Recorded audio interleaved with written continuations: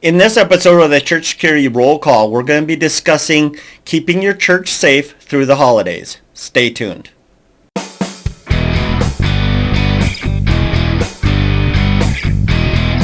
Hi, this is Chris with Sheepdog Church Security, and this is your Church Security Roll Call. Today we're going to be discussing the article, Have Healthy Holidays. If you'd like to read that article, go to our website, sheepdogchurchsecurity.net, and look under the News tab. So let's begin in the Bible as we always do. This one is Leviticus 13, verse 46. And it reads like this: All the days wherein the plague shall be in him, he shall be defiled. He is unclean. He shall dwell alone. Without the camp shall his habitation be.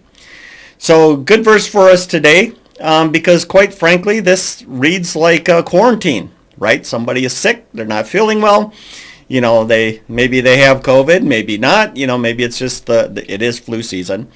How important it is for them to maybe remain home for that week, and that way they don't spread the disease. So that's kind of like what we're going to be talking about today.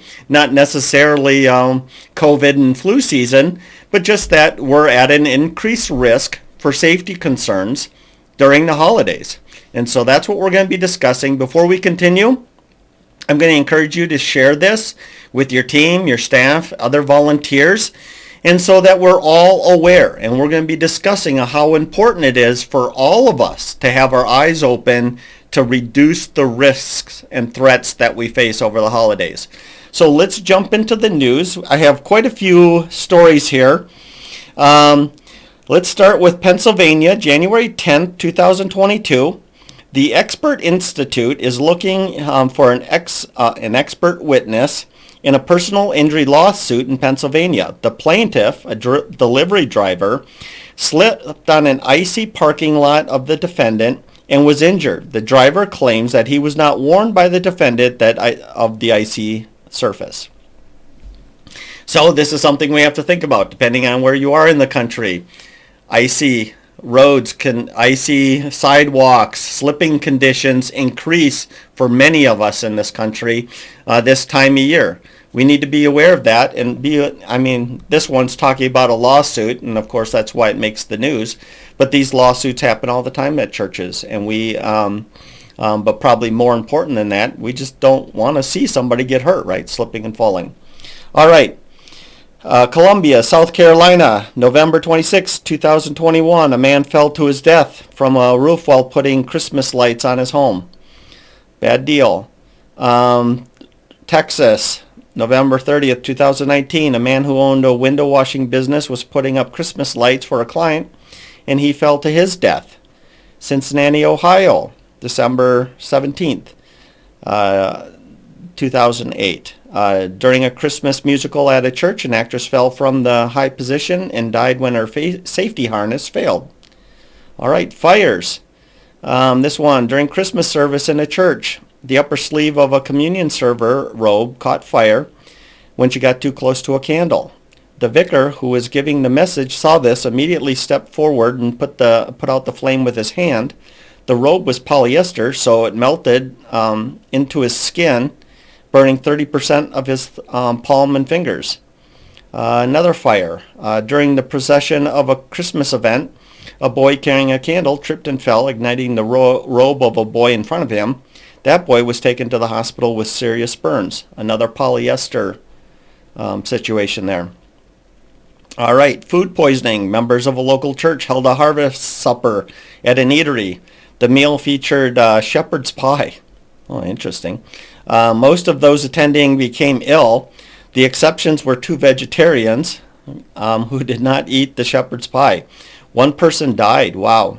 The cook was convicted for not following food safety standards. Wow. All right. Medical. Forbes magazine reported on a study showing that more heart attacks occurred during the holiday season than any other times in the year. Most of these are on Christmas Eve. There are various contributing factors such as holiday stress, overeating, overexertion, fatigue, excess alcohol. Okay, Pendleton, New York, December 25th, 2021. On Christmas Day, after people had left the church, a thief broke in broke interior doors to get into a room where the Christmas offering for 4 services was stored. The offering had not yet been counted. The amount is estimated as $25,000 was stolen. I suppose the good news is most of that was in checks, so they could notify people to cancel. So holiday hazards, we know that they're out there. And, so there's thefts going on. There's robbery, fires, accidents, food poisoning, contagious diseases, stress-induced medical emergencies, domestic violence, depression. All of this stuff is going on. And we need to be more alert this time of year because oftentimes people are engaged in activities that they don't normally engage in. Probably a good example is, putting up decorations. You're climbing up and down ladders. You're using different tools that maybe you're not familiar with. And you're doing all these kind of activities. You're traveling more. You're just, there's a lot of unusual, you're putting together plays and musical things and all kinds of stuff is going on. And these are not things we normally do. And I guess what I'm ultimately to give you kind of an example here is this. I think about people that work, in construction or those kind of things. They go up and down ladders every single day, 40 hours, 40 hours a week. They're used to using ladders up and down. They're used to that. But now you take somebody, maybe like me, I'm not up and down ladders all the time. I'm up and down ladders a few times a year, and that's it. And so if I'm hanging decorations, I'm doing something that I don't normally do.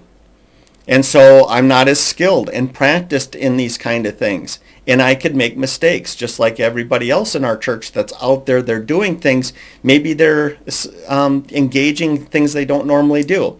Think about people that are working in the kitchen. If you're putting together some sort of special meal or snacks or something like that, how many of those people actually do that on a regular basis? How many of those people actually understand all the cleanliness rules? And in the military it was 40 degrees and 140 degrees. Basically, if it's below 40 degrees, you're preserving it, you're okay for short periods of time to some degree.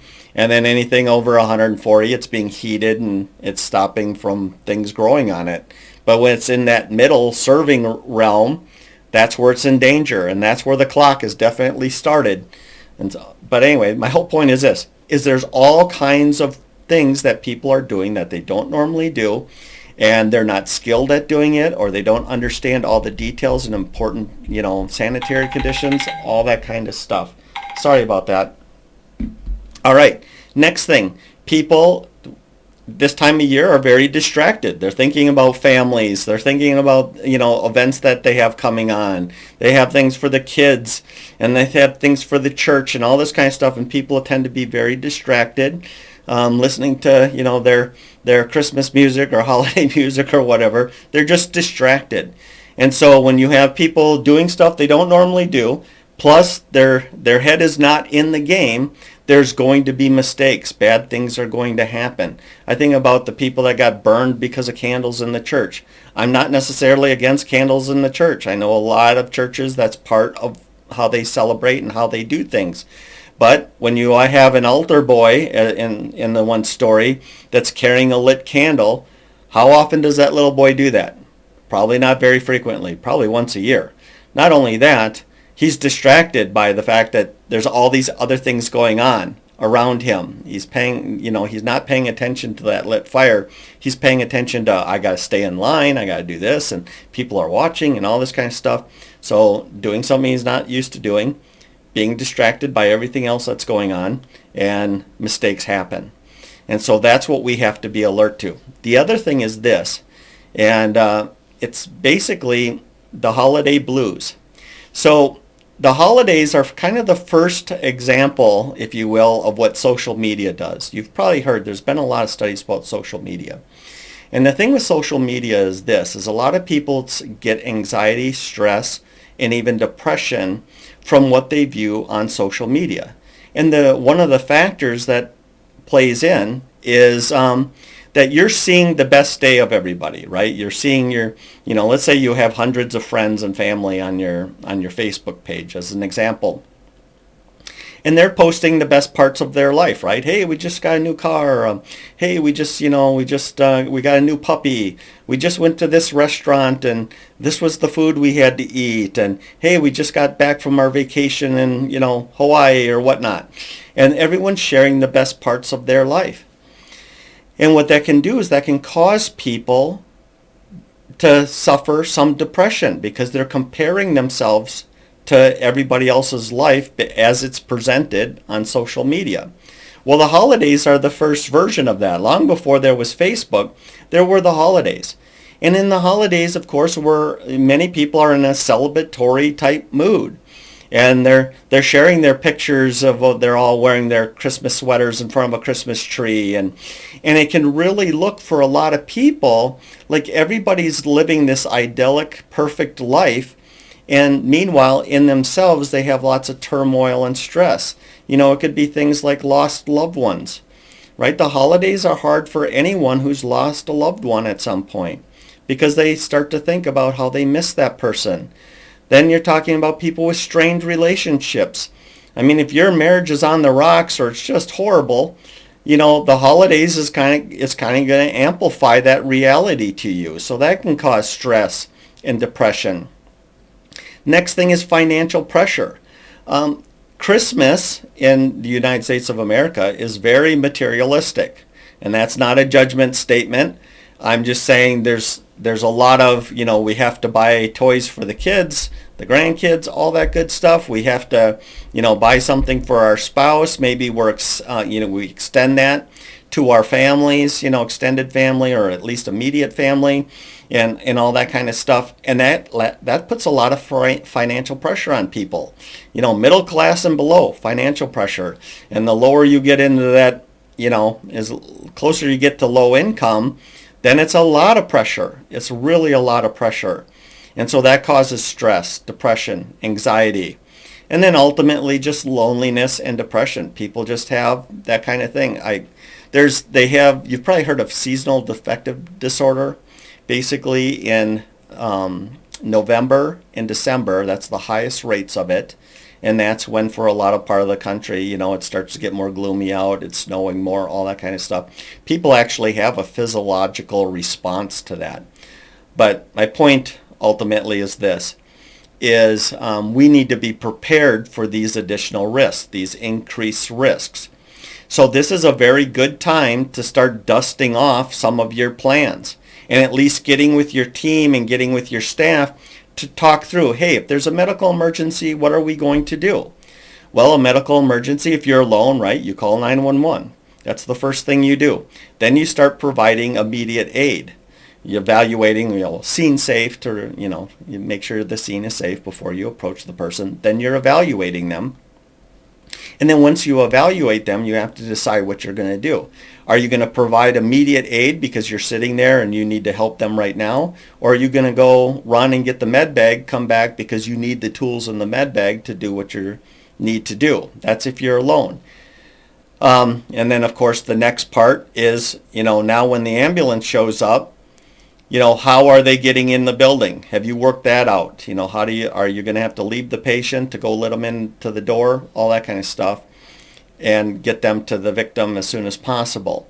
If you have somebody, obviously you can split these responsibilities, right? The first person, scene safe, goes in, evaluates them, starts providing immediate aid. Meanwhile, the second person is calling 911 and running for the med bag.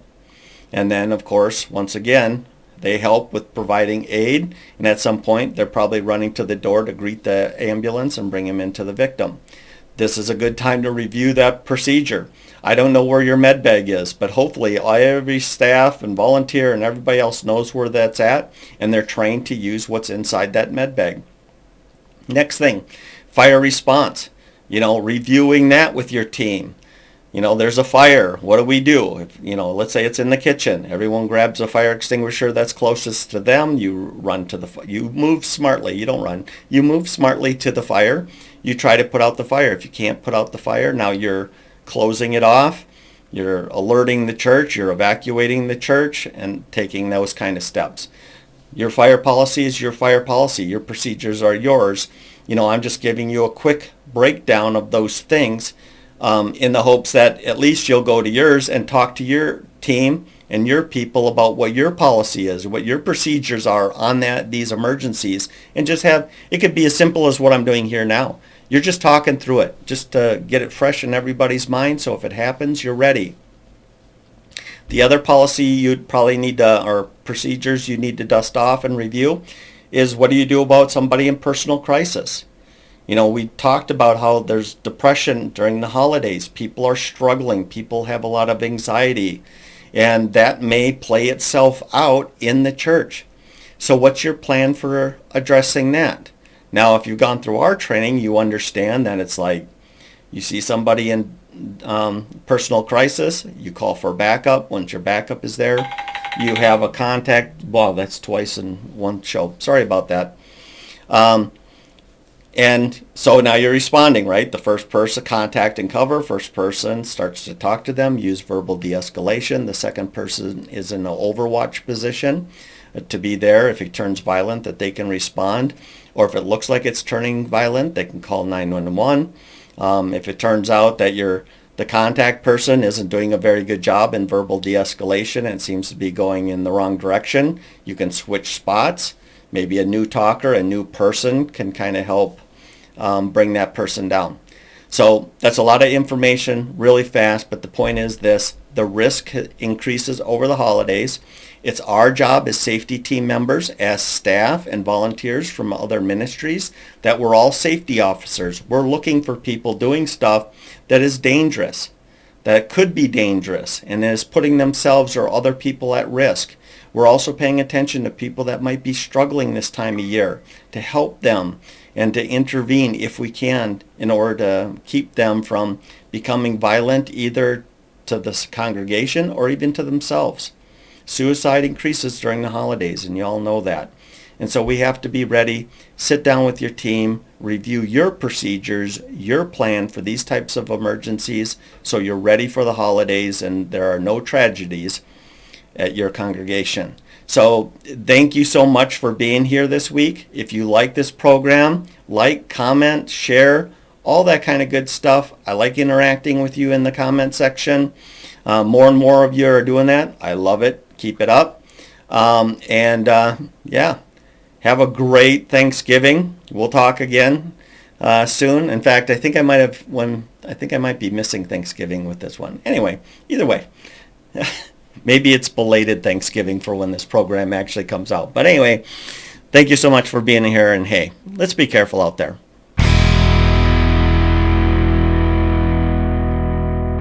This program is made for informational purposes only and should not be taken as legal advice.